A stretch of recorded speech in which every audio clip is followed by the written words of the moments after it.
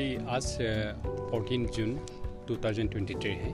तो एवरी 14 जून को blood donors day का रूप में मनाया जाता है। तो आज यहाँ अरुणाचल प्रदेश का जो कैपिटल में दोरजी जो हॉल में हम लोग ब्लड डोनर्स डे मना रहे हैं। यहाँ आज काफ़ी ये से ऑर्गेनाइजेशन से भी आया हुआ है ब्लड देने के लिए। स्पेशली इंडिया टीम से भी आया है, CRPF से भी आया है और ITBP से आया है, और इवन जो लाइफ सेविंग जो हमारा रमेश ताको जी उनका टीम भी आए हुए हैं। तो आज ब्लड बहुत इम्पोर्टेंट है आजकल का और साइंटिफिक एज में। अभी ब्लड कब जरूरी है, कहाँ जरूरी है वो नहीं बोल सकता है, लेकिन आज मेन का जो ब्लड जरूरी वाला बहुत हो रहा है, क्योंकि डेवलपमेंट होने से एक्सीडेंटल बहुत हो रहा है, वार्ड बहुत हो रहा है और बहुत सा ये भी हो रहा है। तो इसी कारण से बहुत ब्लड रिलेटेड का बहुत ज़रूरी होता है। तो नेचुरल डिजास्टर में भी होता है।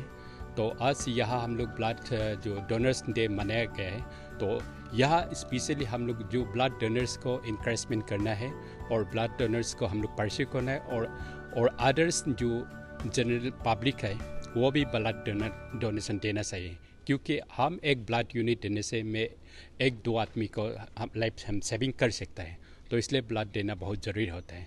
तो ब्लड हम स्पेशली पॉपुलेशन का रेशियो में ब्लड ज़रूरी होता है इस पर हम लोग का मेडिकल में। तो अरुणाचल प्रदेश 17 जो लैक्स पॉपुलेशन है, अभी 17 लैक्स होने से हम लोग 17,000 यूनिट पर ईयर चाहिए, लेकिन अभी तक हम लोग 12,000 यूनिट ही पर ईयर मिलता है। लेकिन आगे इतना एक्टिविटीज़ नहीं होता था, लोग का जानकारी नहीं होता था। तो अभी 2-3 साल में अभी ब्लड देना भी लोग समझ गए। स्टूडेंट यूनियन भी, ऑर्गेनाइजेशन भी, सब वॉलंटियरली आके ब्लड दे रहे हैं। और ब्लड देने से आपका कुछ इतना कम तकलीफ भी नहीं होगा। ब्लड देने से रादर आपका हेल्थ ठीक होगा, क्योंकि ब्लड देने से आपका ब्लड सर्कुलेशन ठीक होकर आपका जितना भी ज़रूरी हेल्थ है वो और ठीक होगा। और ब्लड देने से हम लोग जो ब्लड आपका कुछ बीमार होने से आपको तो ब्लड नहीं लेगा, तो आपका रूटीन चेकअप करने का ज़रूरत है। ब्लड देने से आपको ऑटोमेटिक फ्री चेकअप हो जाएगा, तो उसी में आप बहुत कुछ जान जाएगा आपका हेल्थ के लिए। इसलिए ब्लड देना बहुत ज़रूरी है। तो इसलिए मैं सारा अरुणाचल प्रदेश का लोग को आपका माध्यम से अनुरोध करना चाहूँगा, जितना भी हेल्दी पीपल्स है, हेल्दी पर्सन है, आप ब्लड एटलीस्ट दे दीजिए, वॉलंटियर्सली आप ब्लड दे दीजिए। तो आपका ब्लड से हम बहुत सारे लोग को बचा सकता है। जो नीडी पीपल्स को जो जरूरी है उस समय में हम लोग एटलीस्ट पब्लिक को हम सेव कर सकें। लिवांग जी, आप हेल्थ मिनिस्टर भी है, तो कुरुंग कुमे में अभी देखने को मिल रहा है कि इलीगल अपॉइंटमेंट और ट्रांसफ़र बहुत सारा हो रहा है मेडिकल सेक्टर में।